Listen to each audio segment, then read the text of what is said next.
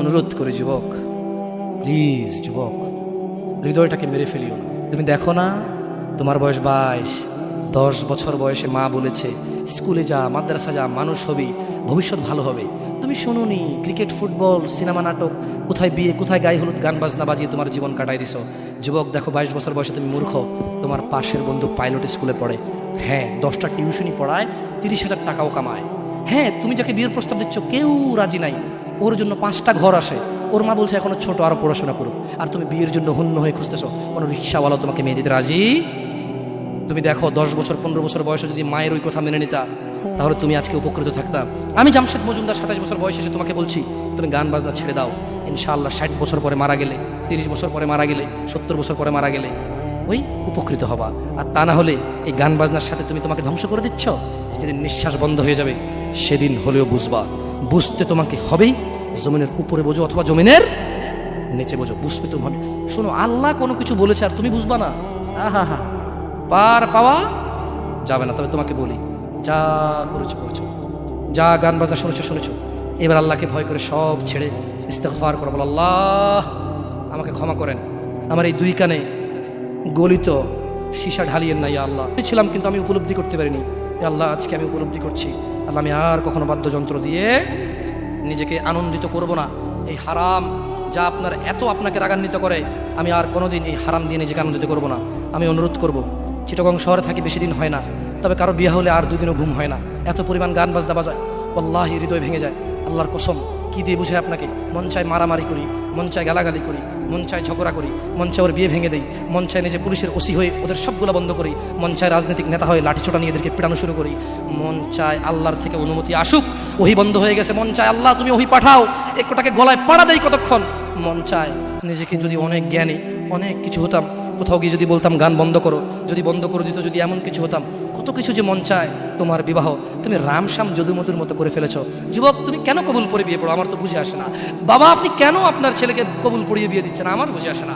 ভাই, আপনি কেন আপনার মেয়েকে কবুল পড়িয়ে বিয়ে দিচ্ছেন? আমার বুঝে আসে না। আপনার মেয়ে হলুদ কাপড় পরে, মাথার মধ্যে খোপা দেয়, 3 জনে এসে দুধ খাওয়ায়, 4 জনে কোলে নিয়ে নেয়, 6 জনে গান বাজায়, 10 জনে এসে হলুদ মাখে, শুধু বুঝি মৌলবি দিয়ে কবুল পড়ালে বুঝি মুসলিমের বিয়ে হয়? শুনুন, আপনার নবী মুহাম্মদুর রাসূলুল্লাহ সাল্লাল্লাহু আলাইহি ওয়াসাল্লাম কবুলের পদ্ধতি দিয়ে গেছেন, তাই কবুল পড়ায় মুসলমানের বিয়ে মনে করেন না। কিন্তু বাকি যেগুলো করেন এগুলো কার পদ্ধতি? কার? মিথ্যা কথা বলবেন না। হুজুর ডেকে খুতবা পড়ে কবুল পড়ে বিয়ে কার পদ্ধতি? আল্লাহ নবীর। এই গান কার পদ্ধতি? কেন করতেছেন? ওটা তো আপনার বিয়ের অংশ। বিয়ে না হলে তো বাজাতেন না।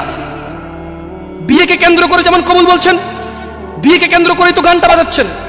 কয়জন নবীর উম্মত আপনি? আপনার নবীর নাম কি? আই এম আস্কিং ইউ, আপনার নবীর নাম কি? আমার নবীর নাম মুহাম্মদ রাসূলুল্লাহ সাল্লাল্লাহু আলাইহি ওয়াসাল্লাম। Who is the messenger of Allah for you? আপনার জন্য আল্লাহর নবী কে? কোন নবীর সুন্নাত পালন করলেন গান বাজিয়ে? আপনার জন্য আমার বিল্ডিংটা ভেঙে পড়বে, বলে রাখি ছাড়বো না। আল্লাহ তুমি আমার ভাইদেরকে হিদায়াত দাও ইয়া আল্লাহ, ছাড়বো না। এই যে ভূমিকম্প হলো আপনার গান বাজনা বাজানোর কারণে। মুহাম্মদ সাল্লাল্লাহু আলাইহি ওয়াসাল্লাম কি মিথ্যা কথা বলে? কারা কারা হাত তোলেন তো যে মুহাম্মদ সাল্লাল্লাহু আলাইহি ওয়াসাল্লাম জানে না, মুহাম্মদ সাল্লাল্লাহু আলাইহি ওয়াসাল্লাম জানে না, এরকম কারা কারা স্বীকার করে? আল্লাহ নবী বলেছে, যখন বাদ্যযন্ত্র বেড়ে যাবে, গায়িকারা সম্মুখে এসে নাচবে, তুমি অপেক্ষা করো, পাহাড়গুলো কেঁপে উঠবে, পৃথিবীটা নড়ে উঠবে। জালজালা ইযা জুলজিলাতিল আরদু জিলজালাহা, যখন পৃথিবী প্রবল কম্পনে প্রকম্পিত হবে। ওয়া খরাজাতিল আরদু আসকালাহা, যখন এই মাটি তার ভিতরে যা আছে একদম লাথি মেরে বের করে দেবে, লাশ হোক আর যাই হোক, মাটি বলবে যে বেরো, বেরো আমার থেকে, বেরো, আমি তোর আর কাউকে রাখবো না। ওয়াকাল আল ইনসান, মানুষ বলবে মালাহা মালাহা, পৃথিবীটা কি হলো, এই মাটির কি হলো, কেন সে কবরগুলো লাশগুলো বের করে দিচ্ছে, কেন সে স্বর্ণ মতি হীরা মানিক্য বের করে দিচ্ছে, মালাহা এর কি হলো, কেন পাহাড় নড়ে উঠছে, কেন পাহাড় ভেঙে চূর্ণ বিচূর্ণ হয়ে যাচ্ছে? মানুষ বলবে মালাহা, পৃথিবীর কি হলো? বিআন্না রাব্বাকা আওহালাহা, পৃথিবী এটা করবে, বিআন্না রাব্বাক, কারণ তোমার প্রতিপালক আওহালাহা পৃথিবীকে আদেশ করেছে। আপনি গান শোনেন, আমি শুনি না, আপনি গান বাজান, আমি বাজাই না। যখন চিটাগং নড়ে উঠলো ভূমিকম্পে, আপনার বাড়ির সাথে আমার বাড়িটাও নড়ছে। বন্ধ করেন এই জুলুম আমাদের উপর। আল্লাহর দিকে তাকিয়ে বন্ধ করেন, আল্লাহর দিকে তাকিয়ে বন্ধ করেন। আপনার বাড়িটা যদি ভেঙে ফেলার এত ইচ্ছা, বুলডোজার ভেঙে ফেলেন, কেউ ধরবে? কেউ জিজ্ঞেস করবে আপনাকে? আপনি গান বাজনা শুনে ভাবে পৃথিবীতে বিপর্যয় নিয়ে আসতেছেন। ইত্তাকিল্লাহ হাক্কা তুকাতিহ, আল্লাহকে ভয় করুন যেভাবে ভয় করা উচিত। ইয়া শাবাব, আহলুল মুনাফিক, নামধারী কিছু মুসলমান, এদের ফাঁদে পা দিও না। তারা চায় তোমরা নেশায় মত্ত হয়ে তোমরা তোমাদের জীবনটাকে জাহান্নামে উজাড় করে দাও। তারা চায় তোমরা শয়তানের ফাঁদে পা দিয়ে তোমরা আল্লাহ দ্রোহিতা এবং রাসূল দ্রোহিতায় মেতে ওঠো। অথচ আল্লাহ চায় তোমরা সফলতার দিকে আসো, আল্লাহ চায় তোমরা আল্লাহর ক্ষমার দিকে আসো, তোমরা সফল হও, আল্লাহ চায়। আল্লাহ সুবহানাহু ওয়া তাআলা বলেন, ইয়া আইয়ুহাল্লাযীনা আমানু ইন্নামাল খামরু ওয়াল মাইসির ওয়াল আনসাব ওয়াল আজলাম রিজসুম মিন আমালিশ শাইতান ফাজতানিবুহু লাআল্লাকুম তুফলিহুন। হে তোমরা যারা ঈমান এনেছো, মদ, জুয়া, মূর্তি পূজার বেধি ও ভাগ্য নির্ণয় গণকের কাছে যাওয়া শিরক, গণকের কাছে যাওয়া শিরক। ভাগ্য নির্ণয় করার শর্ত কেবল ঘৃণার বস্তু, শয়তানের কাজ, কাজেই তোমরা সেগুলো বর্জন করো। ফাজতানিবু, কাজেই তোমরা সেগুলো বর্জন করো। ইয়া শাবাব, হে মানুষ, তোমরা মদ, জুয়া, গান, বাজনা, ভাগ্য নির্ণয় করে এরকম জিনিস থেকে বেঁচে থাকো। আল্লাহ বলছেন যে রিজসুম মিন আমালিশ শায়তান, এগুলো শয়তানের কাজ, এগুলো ইবলিসের কাজ। ফাজতানিবু, আল্লাহ বলছে হে আমার বান্দারা, ফাজতানিবু, এগুলো থেকে বেঁচে থাকো। কেন? লাআল্লাকুম তুফলিহুন, যাতে তোমরা জিতে যাও, যাতে তোমরা সফল হও, যাতে তোমরা জান্নাতি হও, যাতে তোমরা ভয়াবহ আগুন থেকে বেঁচে যাও। জাহান্নামের আগুন কি? নাযাআতাল লিশশাওয়া, চামড়া খসে দেবে, এটা হচ্ছে জাহান্নামের আগুন। জাহান্নামের আগুন থেকে বাঁচার দরকার আছে না নাই? এইভাবে এলোমেলো চলাফেরা, শুক্রবারের নামাজে গিয়ে বাকি সব বাদ দিয়ে নামাজও পড়বো, শুধু খাবো। আরে বাস্তবতা এমন, এখনকার ঘুষখোররা বলে যে শুনেন 3 লাখের নিচে হবে না, আপনাকে বুঝতে পারতেছি না, জোরের টাইম চলে যাচ্ছে, দিলে না দিলে যায় নামাজ যাই। বড় আশ্চর্য, বড় আশ্চর্য। আরে ভাই, নামাজ আল্লাহর সাথে অপরাধ, ক্ষমাকারী কে? জানা আল্লাহর সাথে অপরাধ, ক্ষমাকারী কে? মদ পান আল্লাহর সাথে অপরাধ, ক্ষমাকারী কে? কিন্তু যার থেকে ঘুষ নিছেন, এটা কি আল্লাহর হোক না মানুষের হোক? ক্ষমাকারী কে? মানুষ, আল্লাহ না। আল্লাহ ক্ষমা করবে না, আল্লাহ নিজের উপরে হারাম করে দিয়েছে এটা।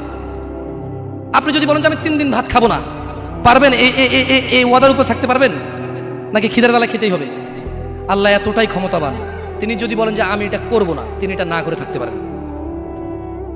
অনেকে বলে যে আল্লাহ চাইলে পুরুষটাকে মহিলা বানাইতে পারবে। আমরা বলি যে আল্লাহ চাইলে সবই পারবে, কিন্তু আল্লাহ এখানে বলেছে যে আমি চাইবই না এটা। আর আল্লাহ এত ক্ষমতাবান, আমি এটা করবো না বলে পৃথিবীর কেউ জোর করে ওনাকে করাইতে পারবে না। আমরা কথা বুঝতে পারছেন? এই জন্য মানুষের হক যে নিচ্ছেন আপনারা, আল্লাহ ক্ষমা করবে না। তো প্রশ্ন, আল্লাহ এত ক্ষমতাবান, আল্লাহ ক্ষমার মালিক না আল্লাহ? আল্লাহ এই ক্ষমতাটা তার বান্দাকে ভালোবেসে দিয়ে দিছে। হ্যাঁ বান্দা নে, তোকে দিয়ে দিলাম ইখতিয়ার, আমি আল্লাহ মিথ্যা কথা বলি না। তোর হক যে খাবে, তুই মাফ করলে সে মাফ পাবে, আমি মাফ করবো না। আমি দাখিলি দিব না জায়গায়, কি করবে না? আমি না কি গোলাবো না। লা ইলাহা ইল্লাল্লাহ, সুবহানাহু, তিনি পবিত্র। তো তারা চায় তোমরা মদ, জুয়া, নেশায় ব্যতিব্যস্ত হয়ে থাকো। নামধারী মুসলিমরা চায়, মুনাফিকরা চায় এটা। কাফেরদের দোষ দিয়ে লাভ নাই, 90% মুসলমান দেশ, আপনারাই তো বলেন। তা কাফের কি করে? এখানে মদের আড্ডার মালিক মুসলমান, এখানে গানের আড্ডার মালিক মুসলমান, এখানে ডিস কেবলের মালিক মুসলমান, এখানে মানুষ মারে মুসলমানের কথা, এখানে মানুষ বাঁচায় মুসলমানের কথা, এখানে দুজনে যায় উঠা নিয়ে চলে আসে কাউকে মুসলমানের কথায়, মুসলমানের বাড়ির নিচে মসজিদ, মুসলমানের দোকানের উপরে মসজিদ, মুসলমানের ঘরের পাশে মসজিদ। মুসলমান নামাজ আসে না, কাফের দোষ দিবেন কিভাবে আপনি? সবই তো মুসলমান। তো এরা কি মুসলমান না মুনাফিক? এরা মিথ্যাবাদী। কি আপনার মনে কষ্ট নিচ্ছেন যে আমাদেরকে গালি দিয়ে গেল? ওয়াল্লাহি ওয়াল্লাহি ভুল বুঝিয়েন না। আমি এই কথাগুলো বলে বোঝাতে চাচ্ছি, আপনি যে নামাজ পড়েন না, এটা ছাড়া বিকল্প নাই। আমি বলি না যে আপনি খারাপ জাহান্নামে চলে যাবেন, না। আপনার মালিক কে? তিনি যদি আপনাকে জান্নাত দেয় ক্ষমা করে, কেউ ঠেকাইতে পারবে? কিন্তু মনে রাখবেন, তিনি মিথ্যা কথা বলেন না। তিনি বলে দিয়েছে তিনি কাদেরকে জান্নাত দেবে। উনি পৃথিবী পরিচালনা করেন একটা নিয়ম শৃঙ্খলায়। কিভাবে? একটা নিয়ম শৃঙ্খলায়। বুঝে আসছে না, আসে নাকি? যাই হোক, ইবনে আব্বাস রাদিয়াল্লাহু আনহুমার বর্ণনায় রাসূল সাল্লাল্লাহু আলাইহি সাল্লাম বলেন, আল্লাহ তাআলা মদ, জুয়া, তবলা, সারেঙ্গি হারাম করেছেন। তিনি আরো বলেন, নেশাগ্রস্ত করে এমন প্রত্যেক বস্তু হারাম। মুসনাদে আহমদ ও আবু দাউদ এসেছে। এছাড়াও বহু প্রমাণ ও নির্ভরযোগ্য হাদিস রয়েছে যাতে গান, বাদ্যযন্ত্র হারাম ও নাজায়েজ। বলা হয়েছে এই ব্যাপারে বিশেষ সতর্কবাণী রয়েছে ও কঠিন শাস্তির ঘোষণা করা হয়েছে। রাসূলুল্লাহ সাল্লাল্লাহু আলাইহি সাল্লাম বলেছেন, আমার উম্মতের মধ্যে এমন সম্প্রদায় হবে যারা জানা, ব্যভিচার, রেশমি কাপড় ব্যবহার, মদ পান, ও গান বাদ্যকে হালাল করবে। আপনি আপনি আপনি খেয়াল করে দেখেন, আল্লাহ নবী ভবিষ্যৎবাণী দিয়ে গেছে যে আমার উম্মতের মধ্যে এমন কিছু লোক বের হবে যারা দাঁড়িয়ে থাকবে, 60 বছর বয়স হবে, মসজিদের সভাপতি হবে, স্কুলের সভাপতি হবে, অথবা কোনো পতি হইল না, কারো পতি হইল না, এমনি মানুষ ভিক্ষা করে হলো বিয়ে করে গান বাজার ব্যবস্থা করবে। ভিক্ষা করে হলো গান বাজার কি করবে, ব্যবস্থা করবে। নাহলে তাকে বিয়ে হচ্ছে না, নাহলে কি হচ্ছে না, বিয়ে হচ্ছে না। ওয়াল্লাহি যত পোলা তার বিয়েতে গান বাজা, বাবা জীবিত, এই বাবা দায়ী। যদি ওই বাবা বিয়েতে উপস্থিত থাকে, বাবা ছেলেকে ডাইরেক্ট বলবে, শোনো, তোমার যৌবন আছে, তোমার ইনকাম আছে, তোমার ক্ষমতা, তুমি গান বাজনা বাজাবা। আমি বাবাকে আল্লাহ ক্ষমতা দিছে, আল্লাহকে আমি রাজি থাকবো না, তোমার বিয়ে হবে না। মেয়েকে বলবেন তোর বিয়ে হবে না, তুই গায়ে হলুদে যাবি। মানে আমি খালি এখান থেকে সরে যাই আর বলবো যে এইটা আমি বিয়েতে থাকবো না, এই বিয়ে হারাম, গান বাজনা বাজতেছে, গায়ে হলুদ হচ্ছে, আমি বিয়েতে থাকবো না, এটা আল্লাহ আমার পাওয়ার দিচ্ছে। তুই মক্কার ইমাম মানে যদি বিয়ে পড়াস আর আমি না রাজি না থাকি, তোর বিয়ে হারাম। বুঝাচ্ছে না, আসে নাই? পোলাই যদি মাইয়ে যদি নিজের পাওয়ার ইস্তেমাল করে, আপনিও নিজের পাওয়ার ইস্তেমাল করেন। বলেন যে কি পাওয়ার দেখাস রে আমার সাথে, আমি তোর বাপ, কি পাওয়ার দেখাস তুই? তুই আমাকে জাহান্নামে নিয়ে যাবি? নো, ফেরাউন পারেনি, নমরুদ পারেনি, আবু জাহেল পারেনি, আবু লাহাব পারেনি। তুই আমার জন্মের ছেলে, তুই এমন কাজ করবি আমাকে জাহান্নামে নিয়ে যাবি? না, আমি তোর সাথে একমত না, এই কাজে আমি নাই, এই কাজে আমি। বলতে পারবেন? বলতে পারবেন? দেখুন, বলতে পারেন আর না পারেন, এখানে স্বীকৃতি দেন আর না দেন, বলা উচিত। যাই হোক, রাসূলুল্লাহ সাল্লাল্লাহু আলাইহি সাল্লাম বলেন, যে ব্যক্তি দুনিয়াতে মদ পান করবে তার যে ব্যক্তি দুনিয়াতে মদ পান করবে ও তওবা করবে না, সে আখিরাতে তা থেকে বঞ্চিত থাকবে। দেখুন দিনী ভাইরা, জিনা ব্যভিচার এত পরিমাণ বেড়েছে। হে মুসলমান, হে মানুষ, মুনাফিকের ফাঁদে পা দিও না। তারা চায় তোমরা বেহায়াপনা, নির্লজ্জতা, নোংরামো, অশ্লীল চরিত্রকে আপন করে নাও, যা তোমাদের দুনিয়া ও আখিরাতকে সম্পূর্ণ ধ্বংস করে দিবে, যা তোমরা তোমার নিজের ও তোমার ভবিষ্যৎ প্রজন্মের দুনিয়া ও আখিরাত অন্ধকার করে দেবে। এই ব্যাপারে আল্লাহ সুবহানাহু ওয়া তাআলা সূরা আল ইসরা বলছেন, ওয়ালা তাকরাবুজ জিনা, তোমরা জানার কাছেও যেও না, ইন্নাহু কানা ফাহিশাতাও ওয়া সাআ সাবিলা, নিশ্চয়ই এই জানা ব্যভিচার, নিশ্চয়ই এই জানা ব্যভিচার, নিশ্চয়ই এই জানা ব্যভিচার অশ্লীল, অশ্লীল, অশ্লীল, অশ্লীল, নিকৃষ্ট, নিকৃষ্ট, নিকৃষ্ট আচরণ। রাসূলুল্লাহ সাল্লাল্লাহু আলাইহি সাল্লাম বলেন, জানাকারী ব্যক্তি যখন সে জানা করে ওই সময় তার ঈমান থাকে না। চোর যখন চুরি করে ওই সময় সে মুমিন থাকে না। মদখোর, নেশাগ্রস্ত লোক যখন সে নেশা করে ওই সময় তার ঈমান থাকে না। চিন্তা করে দেখেন তো, মদ খাওয়া অবস্থা মারা গেলে কি হয়ে মরলেন বলেন তো? যতই হজ করেন কি হয়ে মরলেন? হজ করতে কে বলছে? আল্লাহ। হজ করতে কে বলছে? মুহাম্মদ সাল্লাল্লাহু আলাইহি সাল্লাম। নামাজ পড়তে কে বলছে? আল্লাহ। নামাজ পড়তে কে বলছে? মুহাম্মদ সাল্লাল্লাহু আলাইহি সাল্লাম। ওই একই মুহাম্মদ সাল্লাল্লাহু আলাইহি সাল্লাম বলছে, চোর চুরি করার সময়, মদখোর মদ খাওয়ার সময়, জানাকারী ব্যক্তি যতক্ষণ ওই মহিলার সাথে থাকে এর ঈমান কি? বলেন কতদিন বাঁচবেন? কে আছেন বলতে পারেন? আবারও পাইলাম না। আমি ভাবছি এতক্ষণ ওয়াজ শোনার পর একটু সাহস হবে, বলবো যে আমি এতদিন বাঁচবো। তো যে জানা করতে গেলেন তার মানে গ্যারান্টি আছে যে যা জানাটা না করে চলে আসবো, তারপরে মরবো তওবা করে? না, এরকমই তো কিছু নাকি? আল্লাহ আমাদেরকে বুঝার তৌফিক দান করুন। দেখুন দিনী ভাইয়েরা, আল্লাহ সুবহানাহু ওয়া তাআলা বলছে যে নিশ্চয়ই তোমাদের ধন সম্পদ ও তোমাদের ছেলে সন্তান তোমাদের জন্য পরীক্ষা এবং তোমাদের শত্রু। কিছু কিছু ক্ষেত্রে ছেলে সন্তান ধন সম্পদ কি শত্রু। যে এই ছেলের জন্যই তো রেপ করে আসছে, আপনি বলছেন যে না আমার ছেলে নির্দোষ। 5 লাখ টাকা উকিলকে দিয়েছেন, 10 লাখ টাকা অমুককে দিয়েছেন, 3 লাখ টাকা অমুককে দিয়ে একটা মেয়ের জীবন নষ্ট হয়ে গেল, আপনি পরোয়াই করেননি। কার জন্য এটা করেছেন বলেন তো? আপনার নিজের জানা করার কারণ নাকি ছেলে? নিজের জন্য না ছেলের জন্য? হ্যাঁ, তো বলেন এই ছেলে কি শত্রু না মিত্র? এই ছেলে এই যে আপনি একটা অন্যায়কে সাপোর্ট করে গেলেন, যদি আল্লাহ আপনাকে জিজ্ঞেস করে আপনার বাচ্চা আছে, এই অন্যায়টা আপনি কার জন্য করছেন? কার জন্য? তাহলে এই ছেলেকে শত্রু না বন্ধু? এই জন্য দিনী ভাইয়েরা, আমি এতক্ষণ থেকে আপনাদেরকে কিছু নসিহত করেছি, আপনাদেরকে বলে রাখি, আপনি শুধু আপনি না, এই পৃথিবীতে যত মানুষ আর জিন আছে সব যদি একসাথে হয়ে ফন্দি করে যুক্তিশলা পরামর্শ করে আল্লাহ দ্রোহিতা, আল্লাহ বিরোধী কাজ করে, আল্লাহর কিছুই যায়?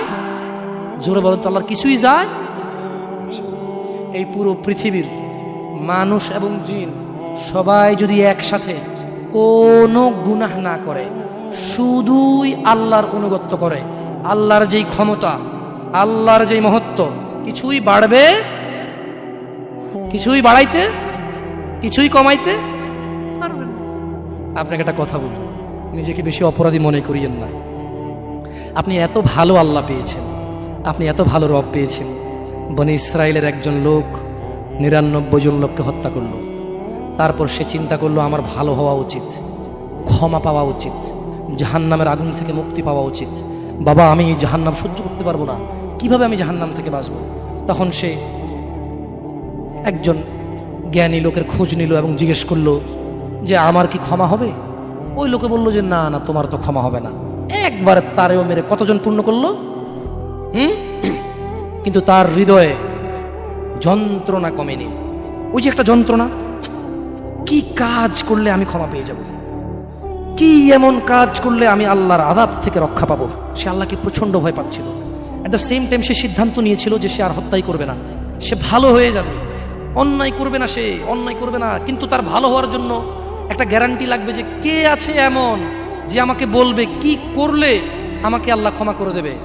ওই লোকটা যখন মারা যায় আল্লাহ তাকে জান্নাত দিয়েছে। কেন? সে ভালো হওয়ার ইচ্ছা পোষণ করেছে। আপনিও ভালো হওয়ার ইচ্ছা পোষণ করেন, করবেন তো ইনশাআল্লাহ। আর ভালো কখন হতে হবে? কালকে? কালকে কখন থেকে ভালো হতে হবে? না বিয়ের পরে। ভালো কখন থেকে হতে হবে? না চাকরির পরে। ভালো কখন থেকে হতে হবে? একটু দাঁড়িয়ে পাকার পরে, নাকি এখন থেকে? একটু নিজেকে প্রশ্ন করিয়েন, যখন বলবেন কালকে থেকে ভালো হয়ে যাব, মহা অন্যায় কথা। মানে আপনি নিশ্চিত গ্যারান্টি দিয়েছেন আপনি কালকে পর্যন্ত বাঁচবেন। এটা কত জঘন্যতম কথা না? আল্লাহ আমাদেরকে বোঝার তৌফিক দান করে দিন ভাইরা। একটা হাদিসে কুদসি শুনি চলে যাবো ইনশাআল্লাহ তাআলা। বক্তা এসে গেছেন মাশাআল্লাহ আলাইহি। আল্লাহ ইয়াহফাযহু ওয়া ইয়াহফাযকুম। আল্লাহ সুবহানাহু ওয়া তাআলা ফেরেশতাদেরকে ডেকে বললেন। কাকে? কাকে ডেকে বললেন? ফেরেশতাকে। যে হে ফেরেশতারা, আমার কোনো বান্দা সে যদি গুনাহ করার ইচ্ছা করে, কি করার ইচ্ছা? তুমি লেখিও না।